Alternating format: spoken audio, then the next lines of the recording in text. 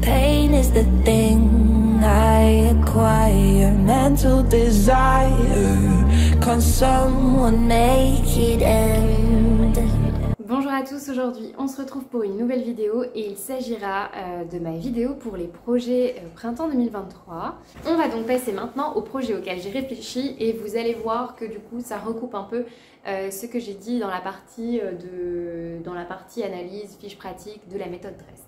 Alors dans un premier temps, pour répondre à la question de tout ce qui est haut moulant, que ce soit à manches courtes ou à manches un peu plus longues, en fait j'étais partie dans l'idée de reproduire, vous savez, un haut Cézanne dont je vous ai déjà parlé, et si vous avez suivi mes vlogs et mon dernier bilan couture, vous savez que j'ai essayé de le faire et qu'au final je n'en suis pas convaincue. Donc je ne vais pas reprendre le top Martina pour faire ce haut, mais j'ai à ma disposition deux patrons qui peuvent convenir, que j'ai déjà d'ailleurs, il y en a un que j'ai testé, l'autre non. J'ai un bustier de chez, un body bustier de chez Artisan. J'ai le Body Grace qui pourrait convenir, surtout qu'en fait je pourrais facilement raccourcir les manches.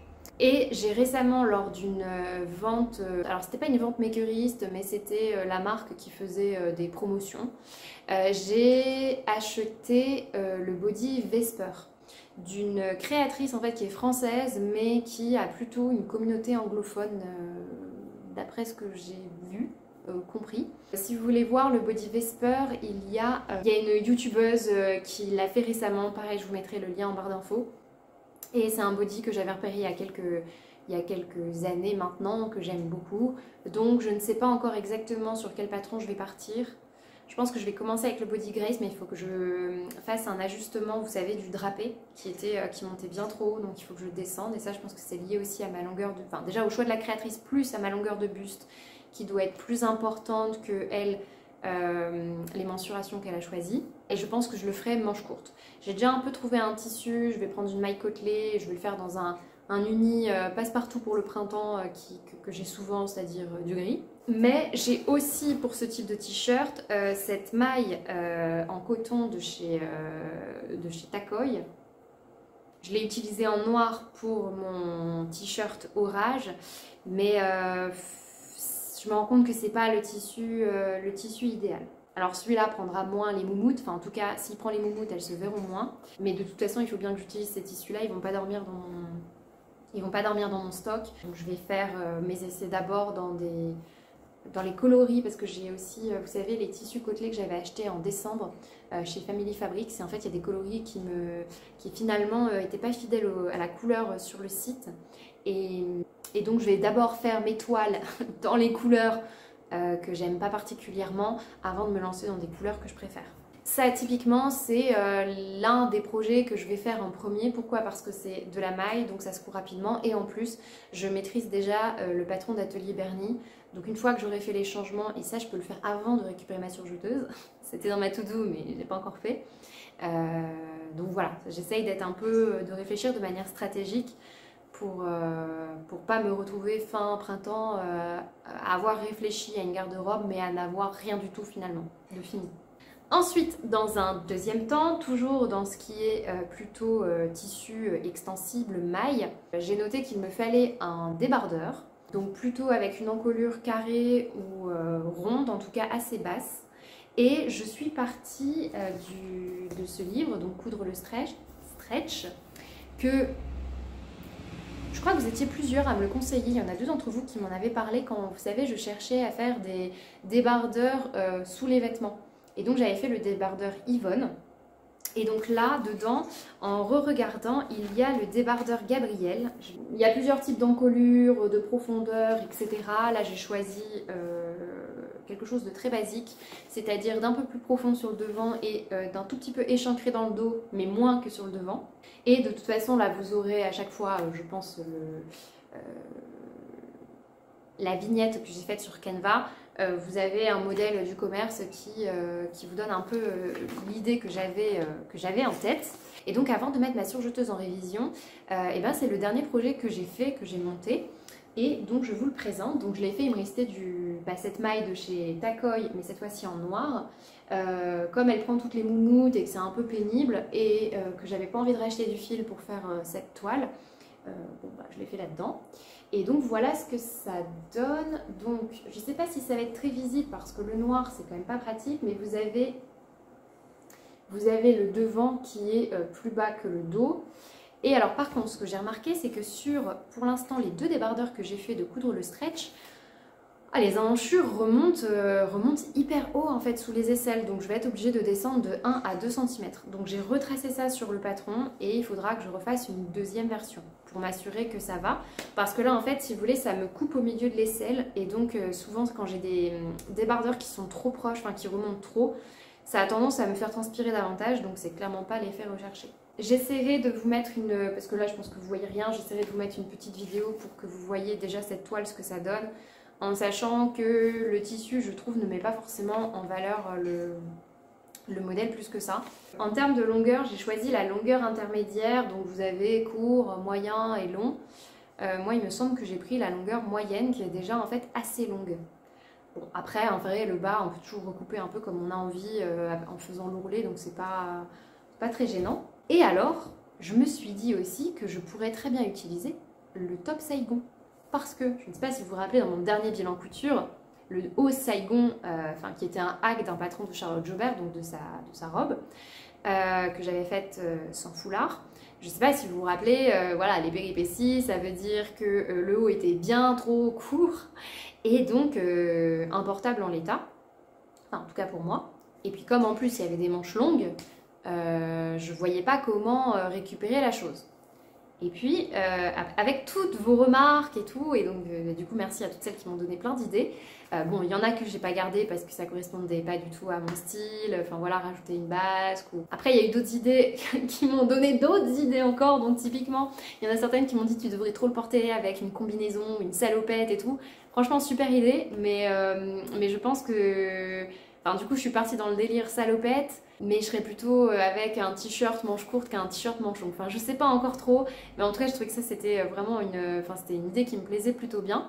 Mais surtout, je me suis dit, comme il y a la question du tissu, que c'est un tissu qui coûte, je crois, 27 € le mètre, comment vous dire que j'ai très attentivement réfléchi à comment optimiser ce tissu pour en perdre le moins possible. Et donc, ce que j'ai fait, c'est que pour pouvoir refaire le haut Saigon tel que je le souhaitais, sans gâcher du tissu, mais tout en réutilisant ce que j'avais déjà, bien voilà ce que ça donne. En fait, mon haut Saigon, je lui ai enlevé ses manches. Alors, je vous raconte pas l'enfer de découdre du surjet sur un tissu pareil, parce que le tissu était tellement... les fils étaient tellement imbriqués dans le tissu, je pense que j'ai mis une après-midi complète à découdre les manches pour essayer de ne pas faire de trous dans le tissu ni dans les manches. J'ai globalement réussi, sauf à un endroit sur les manches, mais c'est pas grave, ça rognera 2 mm sur mon haut, donc c'est pas trop grave. Mais donc j'ai récupéré le buste du haut Saigon, et ce que je vais faire, c'est que je vais rectifier, je vais vous l'accrocher pour que vous voyez.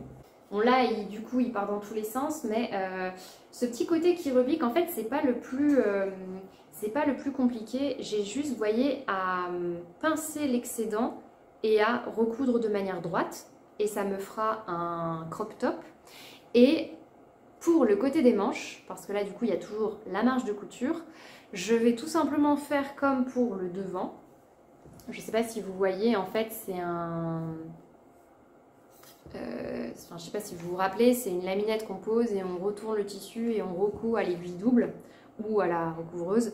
Et donc je vais essayer de faire la même chose sur les emmanchures côté et je vais voir ce que ça donne. De toute façon, perdu pour perdu, je perdrai un petit peu de laminette, mais autant tester. Et dans le meilleur des cas, pour le coup, ça me fera une brassière. Je vais vous montrer un autre modèle qui est en crochet, mais en gros, ça me fera une brassière de ce style-là, que là, pour le coup, je vais mettre en plein été. Que ce soit dans mon jardin ou alors que je vais pouvoir mettre avec une jupe taille haute, surtout que le vert et le noir iraient hyper bien ensemble, donc voilà, ça c'est le projet de là je sais plus, on est à la deuxième, troisième chance.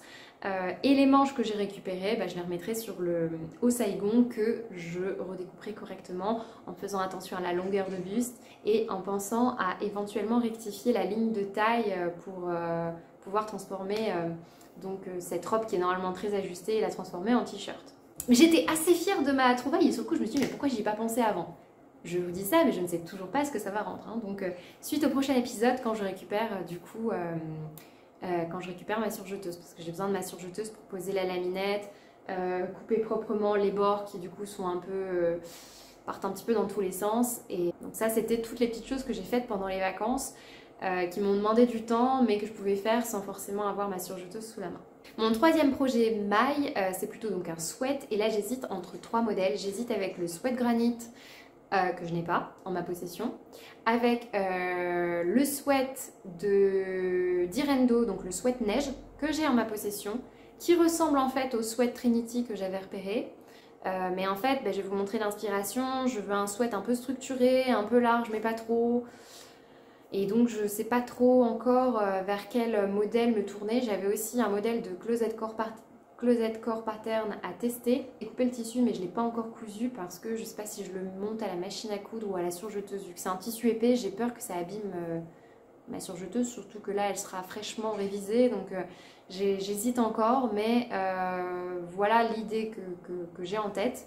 Et pour le tissu vert, là récemment j'ai commandé des échantillons chez Katoon Stoffeux parce qu'ils les envoient en lettres suivies à 2 € les frais de port, donc ça va, c'est rentable. Là-bas les échantillons c'est 30 centimes l'échantillon et maximum vous pouvez en acheter 3. Au début il y avait un tissu de chez Strager qui m'intéressait, sauf que c'est 5,99 € les frais de port pour envoyer un échantillon. Je vais attendre de passer un jour éventuellement une commande, mais en fait j'aimerais bien savoir leur couleur vert golf, à quoi elle ressemble, est-ce qu'elle est un peu bleutée ou pas. Et là c'est vrai que les couleurs, comme je veux un vert très précis, un vert qui ressemble à la couleur Frog de Meat Milk, c'est vrai que j'ai une idée très précise, donc j'ai peur d'être déçue. Et en même temps la marque Meat Milk ne fait pas le French Terry dans cette couleur là, donc c'est un peu... Voilà, écoutez, je vous dirai quand j'aurai reçu mes échantillons de chez Katoon Stoffeux. J'ai repéré 2-3 verts, y compris le vert de chez aussi Mind the Maker. Et je ferai mon choix en fonction de ces couleurs là, enfin j'ajusterai mes choix en fonction. J'allais dire que c'était tout pour les projets mailles, mais en fait j'ai oublié le t-shirt basique. Donc c'est le Tirati de Just Patterns qui avait aussi créé il y a 1 ou 2 ans le t-shirt à épaulettes. Et en fait j'ai pour projet de faire exactement le même que la créatrice, donc dans un t-shirt un peu un tissu un peu plus épais, un peu plus structuré, pour que ça mette en relief la coupe du modèle. Et je pense que je le ferai dans un French terry, enfin un tissu adapté pour le printemps, mais quand même un peu plus épais qu'un simple jersey de tencel, qui serait d'ailleurs un peu trop fluide, je pense. C'était soit ça, donc j'ai repéré pareil sur Katoon Stoffeux, j'ai repéré du French terry, ou alors j'ai repéré un sweat modal qui pourrait tout à fait convenir, et je ferai en fait la partie de l'encolure avec du bord-côte. Comme ça fait un t-shirt mais un peu esprit sweat mais qui n'est pas sweat. Donc voilà pour les projets mailles. Les projets chaîne et trame, il m'en reste 2. Il y a la fameuse blouse blondie d'un chat sur un fil que j'avais déjà mis, je pense, dans mes projets couture de l'année dernière. Mais en fait la blouse blondie, au fur et à mesure je l'ai changée, je l'ai un petit peu améliorée, j'ai fait des finitions qui me plaisaient davantage.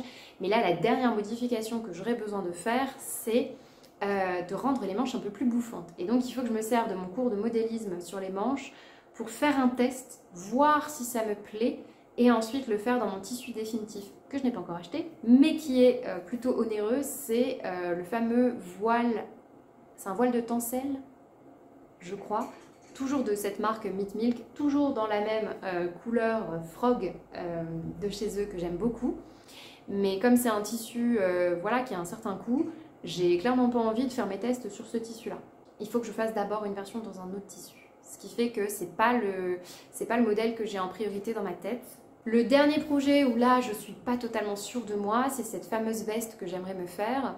Pour tout vous dire, si je trouve la veste mango que j'avais repérée l'année dernière sur Vinted, je pense que je l'achèterai. Mais j'aimerais me faire une veste en tweed sur un modèle de La Redoute, que j'avais vu sur laredoute.com. Qui était une veste un peu bombers en tweed. Et pour ce faire, je vous l'avais déjà présenté aussi à un moment dans une vidéo, j'avais donc pour ce faire acheté ce tweed chez Sotissu, qui était un tweed majoritairement composé de coton. Et j'avais réussi à trouver aussi au Sacré Coupon, près du marché Saint-Pierre, un tweed un peu moins onéreux pour faire mes tests. Donc pour l'instant j'ai le tissu, mais le modèle je suis pas, enfin c'est pas que je suis pas totalement convaincue, je pense que je vais utiliser pour faire cette veste, la veste Infinity d'Alexandra Création, qui est une créatrice dont vous retrouvez les patrons sur Makerist. Je sais pas si elle est sur Wisso aussi. Mais pour être totalement transparente avec vous, c'est un patron que j'ai acheté en vente Makerist parce que quand j'ai vu les notes, c'est pas un patron qui est très bien noté. Alors les modèles sont magnifiques, mais en termes d'explication, visiblement, c'était pas totalement ça. Depuis, j'ai acheté le patron et c'est vrai que c'est assez... c'est pas que c'est succinct, mais c'est pas adapté pour des débutantes, je pense. Alors on peut toujours s'en sortir, mais vous connaissez déjà un peu mon point de vue, je pense, sur la question des patrons, du prix des patrons et du contenu qu'il y a dans les patrons. Et en plus, moi, comme sur ce modèle, je veux le hacker pour qu'il ressemble à la veste que j'ai vue, c'est-à-dire que je veux que la bande soit élastiquée. Il va falloir que je fasse des modifications et que je combine plusieurs versions qu'il y a à l'intérieur, parce que moi, je veux le bord côte en haut, mais je veux une version... Est-ce que je fais la version zippée? Je sais pas si je fais la version zippée ou alors avec des pressions, enfin boutonné pression. Et en bas, je dois changer pour faire une version donc élastiquée. Donc ça demande beaucoup, pareil, de réflexion.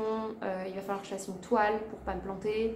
Enfin, en tout cas, pour voir s'il n'y a pas dans le montage des choses auxquelles je n'aurais pas pensé qui vont influencer sur le reste du montage du vêtement. Donc là, pour l'instant, j'ai imprimé le patron, mais j'ai un peu mis tout ça en stand-by parce qu'il y a plusieurs types de finitions, on peut ganser l'intérieur, enfin il va falloir que je me prenne une période de temps où je me consacre uniquement à ce projet, et donc clairement c'est pas la priorité.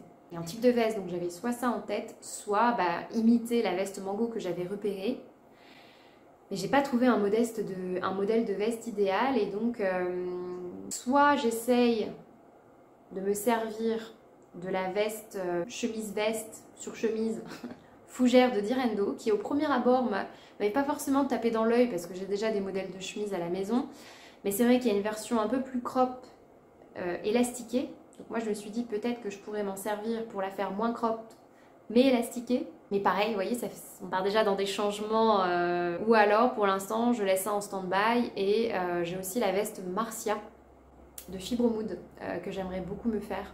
Vous voyez, en termes de veste, pour le coup, j'ai pas encore arrêté mes projets. Ça va vraiment, je pense, se dessiner au fur et à mesure. Écoutez, pour la partie couture, on est plutôt bon. Après, en termes d'accessoires ou de hauts liés à tout ce qui est crochet, tricot, et j'ai repéré des modèles. Là, en ce moment, j'ai une passion crochet, donc j'ai compulsé tout internet pour trouver des patrons de hauts à manches longues en crochet, mais qui soient pas vieillots, qui soient modernes, qui soient sympas, mais j'ai bien galéré, donc je pense que je ferai une vidéo à part pour vous parler de tout ça, donc pour vous parler des accessoires et des hauts pour le printemps, mais printemps-été, axé plutôt tricot-crochet.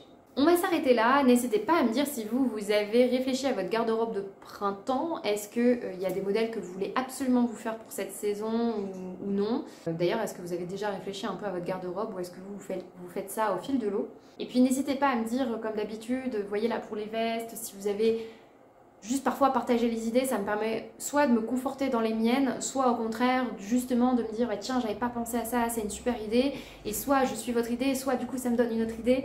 Donc surtout n'hésitez pas, et on se dit à très bientôt pour une prochaine vidéo.